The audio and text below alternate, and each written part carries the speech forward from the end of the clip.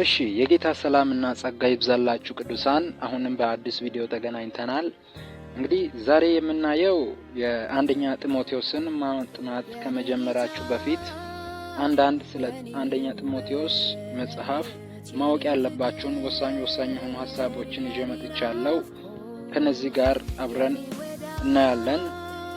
እንግዲህ የመጽሐፉ ጸሐፊ ሐዋርያው ጳውሎስ ከእስራቱ ከተለቀቀ በኋላ ወደ ኤፌሶን ሄዶ ለመጀመሪያ መንፈሳዊ ሥራ በሁለተኛ የወንጌል ጉዞ ወቅት ያገኘውን ክርስቲያን ወጣት ሐዋርያት 16:1 ላይ በእምነት የወለደውን ልጁን ጢሞቴዎስን ኃላፊነት አስቀምጦት ወደ ሌላ ስፍራ ጳውሎስ እንደሄደ ይገመታል።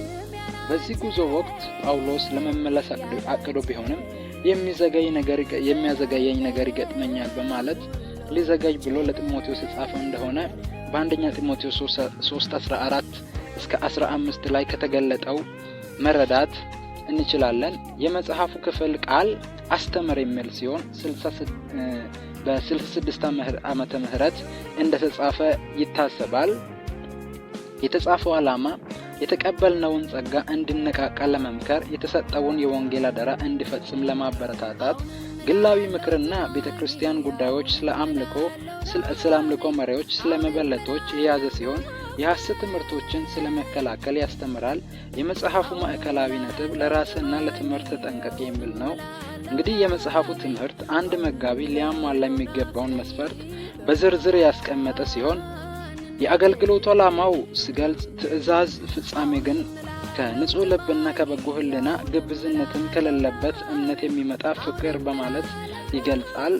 የዚህ መጽሐፍ ቁልፍ ጥቅሶች 1:15፣ 1:17፣ 2:5፣ 4:8፣ 8:6፣ 10፣ 12 ክርስቶስ በአንደኛ ጢሞቴዎስ መጽሐፍ ውስጥ አንደኛ ባለጸጋ 1:14፣ ሁለተኛ በእግዚአብሔርና በሰው መካከለኛ 2:5፣ ሶስተኛ ሰው የሆነ 2:5፣ አራተኛ በስጋ የተገለጠ በመንፈስ የጸደቀ ለመላእክት የታየ በአሕዛብ የተሰበከ በዓለም የታመነ በክብር ያረገ የሚል ነው።